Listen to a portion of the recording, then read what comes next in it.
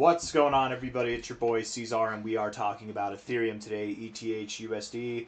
Hit that like button, subscribe, and thank you all for being here. It is the 13th day of March. Here we are sitting at about $2,100, roughly 8 hours, 15 minutes left on this, the Friday the 13th of March. Here we are, looking like we want to push higher and potentially break out of this consolidation range that we've been bound by since the beginning of February for about a month and a half here, probably closer to a month. I do believe that we're going to move up higher. You know, what we have is a very obvious structure, higher lows and a flat kind of top. If we were coming down and we found support like once, twice, 3 times, 4 times, I certainly wouldn't expect that support to hold, right? If we were doing this to the opposite, I would certainly expect that we'd break through. It's the same thing here. And I do believe that we're going to break through. I do believe that we're going to move to the upside.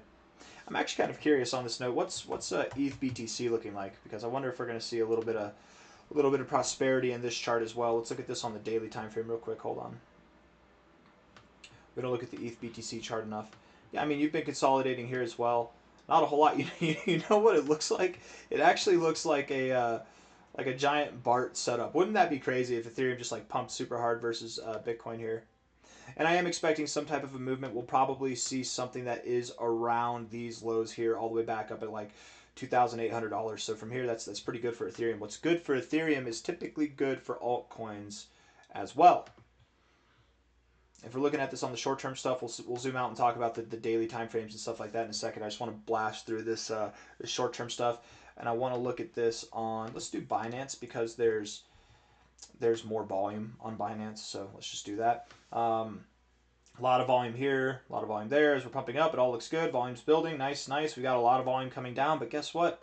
We're not going anywhere. We're still holding structure, so I'm not really worried about this. I don't think that this means that we've got lower to go. I mean, maybe a little bit lower, but nothing dramatic. I would at least hope. What we're doing right here is we're back testing prior areas of resistance for support. That's what I think we're doing. The RSI is very bullish, maintaining its bullish posturing, not doing anything unacceptable here at all. I wouldn't be surprised if we found support right here. Stochastics back at the 50. The MACD looks good. I mean, this is the 1 hour time frame. It's not that impressive, but still, it looks good for the 1 hour time frame. The 4 hour looks like it wants to reach the overbought zone. That's awesome. Anytime we get overbought, we typically break a range, right? The last time that we got overbought, we broke through this range right here. Boom. I would assume that when we get overbought this time, it will break us through this range. We'll likely see $2,300 and beyond come into view over the coming days or weeks. I should say over the coming days or sometime next week is probably a better way to think about that. The stochastics kind of imply that we would pull back from here. And it is possible. 12 minutes left in this 4 hour time frame. Let's see how it goes. If we do pull back, because we are at a point of resistance, and we did, I mean, kind of see a higher high, so that could be a fake out. If we do pull back, I wouldn't expect that we go below 2000, 2080, 2050, whatever, something in this, probably not even below 2070, honestly. I wouldn't expect that we go below these points of resistance here or these points of resistance here. We'd probably find support there. And if that's what happens, cool. We're at 2,140. Maybe we pull back and then we continue to climb. But I do think that we're in the process of breaking out of this overall range to the upside. Absolutely, I do. Looking at this on the 4 hour with our indicators, the only thing giving me a bit of a headache is the stochastics, but even these look bullish. The RSI is bullish, and the MACD is definitely bullish. So good things all around. Daily time frame here. We do have a kind of interesting scenario where we might, 8 hours, 11 minutes left. If we come back down, we can close this day green, but still close it below this point here. We might have a scenario where the RSI gives us a higher high, but the price gives us a lower high on a closing basis. That could, again, detail that we are going to pull back a little bit more. Maybe we pause for the next couple of days, and then sometime next week we start to rally. I do think the end of the month will promote a rally. I do think that we will continue to move higher going into the end of the month. Stochastics look good on the daily time frame. We're getting to the exciting point here. And speaking of exciting, the MACD is actually about to cross above the zero, which these stochastics here, or not stochastics, I'm sorry, oscillators, whenever they cross above the zero, that's typically a good thing. When they cross below the zero, it's typically a not good thing. Let's just go through and look. Let's just see what happened last time that we were crossing through the zero. I mean, even this time here, this was kind of a false cross, but even here, I would assume we get some good stuff. Here, we bounced off the zero. This is going to be a very bullish one. I don't think this is a fair comparison, but still just showing the interaction. I mean, here, You cross back above the zero. Look at what happened. That was our cycle ending finale finish. Beautiful. Here, this was a like false cross to the downside, but then met with the false cross to the upside. We had a little bit of a rally there. Once we started to cross, we did get. It was a pretty small rally afterwards. Overall it was nice, but it was a pretty small rally afterwards. It was a false cross there. This is a bit more of a true cross, and from the point at which we crossed $3,100, we did pump to like $3,400. So, going from here 2,100 to like 2,400, we probably would, if we saw something like that, we probably would complete the thought and come up to these areas of support or prior support, which would now be resistance somewhere around $2,700 to $2,800, maybe even a little bit higher. That all makes sense to me. Just because it makes sense to me, just because it might make sense to you, doesn't mean it has to happen, right? But that's the thought that I have here. That's what I'm going with. I want to look at the weekly time frame. What a very interesting chart that we have here. Very, very interesting indeed. We go back here to this low. We connect the dots. We are finding support at these levels. We had a very vibrant reaction here. This reaction is not so vibrant. I wouldn't be surprised if at some point later this year we did break below this line. And then that's where the real worries will come in. The real concerns will happen. We'll talk about that if and when that happens. But for now, let's just anticipate a little bit of a move up.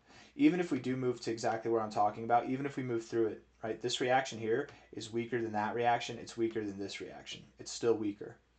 And if we have a line that we're finding support on and we're getting weaker reactions as time goes on, you're going to break through it. Typically, if you're not going to break through it, you get stronger reactions. You get away from it, and that's just not. I don't think that we're in that right environment here. I do have a little bit of hope because we have an ABC correction overall. I hope that I'm wrong. I hope that we do get above $3,000. I think that would really, really stave off any of the concerns that we have for breaking through this line. But if we break through this line, I'll just give you a hint as to why that could be problematic if we do that later this year. We've maintained this area, this whole area here, guys. We've maintained it since 2020 for 6 years. It's 2026. I guess it's December, so closer to like 5.5 years right now. Crazy, right? 5.5 years. We double that. That's 11 years. Ethereum's basically been alive for that long. This is like half of its existence almost that it's been living up in this area. In this area with a double top and you're breaking structure, you know what I mean? That doesn't bode well. That's not something that I'd like to see or get excited about. I don't think that it would be the death of Ethereum, but it would certainly just be interesting to see what goes on. This if it happens, if we do break through this trend line, it likely won't be this month. It likely won't be April or May. It'll probably be June, July, or August that we break through it. So that's something that we can just keep in mind, set aside for later. It's like if you're living in Colorado or Utah or Nevada or California and there's no snow, we're not worried about the fires right now, but we are worried about the fires to come over the coming months, right? So it's like we're aware of it, but for right now, let's just pretend that everything's fine. $2,100 right now, weekly time frame, oversold. The last time you oversold was at this low. The time before that was at this bear market low. The time before that was at this cycle low here as well. There is certainly the scenario where we do not see lower prices than this at all. There is certainly that scenario. We have some work to do though. And I think the first step is to get above these lows here, to get back above about like get above $2,800, but just call it safe. Get above $3,000. If you can get back above $3,000, there's a solid chance, guys, that we're in a really weird environment where Bitcoin's in a bear market, but Ethereum is not. It's just in a giant crab market. I mean, Bitcoin might not even be a bear market. We could all be wrong about this whole bear market thing as well. It's very possible. It's completely possible and acceptable. This thought that Bitcoin itself is actually just in one giant crab market itself, that it's just been moving sideways this whole time, and that this is just a corrective phase in the ABC pattern. I mean, it definitely works out. If this is the quote-unquote bear market low, the stance that we'll take is that this was never a bear market after all. That's really that. But I don't have anything else to say, guys. I'm just talking at this point, man. I'm just talking. I want to look at the weekly time frame here on the ETH BTC chart. Bouncing right off the oversold zone. I mean, guys, it looks good. It looks kind of good. We'll see. Hit the like button, subscribe. The coming weeks and coming months should be decent. And what's good for Ethereum is good for altcoins. So Hopefully everybody didn't sell out of their favorite altcoins. Bye-bye.